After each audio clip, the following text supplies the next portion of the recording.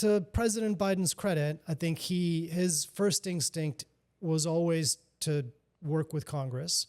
And I think, again, in this specific world, the world of immigration, those laws haven't been updated in decades, right? And so when we were facing, in late, kind of middle 2023, a pretty huge surge in migration again, we were tasked with working with a bipartisan group of senators to negotiate a deal that would kind of solve the crisis at the border once and for all.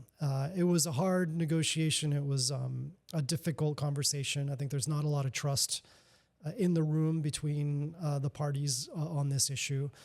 But there was some momentum, I think, towards the end of 2023 where we felt, and I think the people in the room felt on both sides, that there was a potential path forward, in part because on this deal.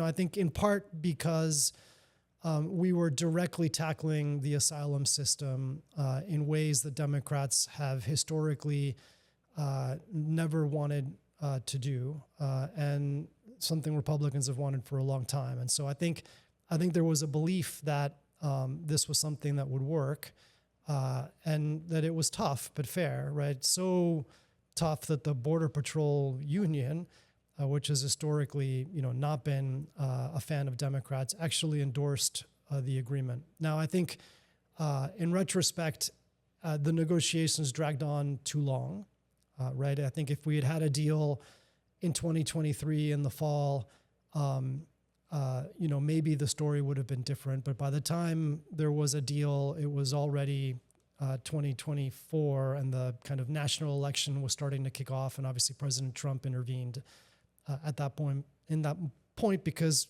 again, and I can't stress this enough, he wanted to see the border in crisis, right? He did not want to actually He wanted the deal to fail. Solve. He wanted the deal to fail. He didn't want a lasting solution here because it is in, I think, in the White House's view that it's in their interest to have the border in crisis under Democrats. Did that negotiation drag on in part because there was some sort of stalemate on policy? I mean, I can imagine that was the case because Republicans and Democrats in the Senate have wildly different views on how to fix the immigration system. But were there any specific planks of it that just felt like a complete logjam for either party?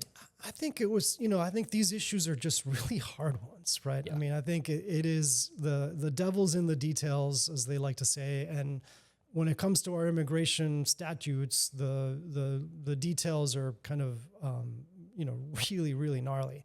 And so these are hard issues. And again, I think there was just a fundamental lack of trust in the room among all parties, right? And I think one of the things I've learned in my career, having been part of many kind of negotiations, both in the Hill, but also, internationally, is that it's hard to negotiate when you don't have trust, right? And so it took a while for the members and the staff to really kind of coalesce and build that trust.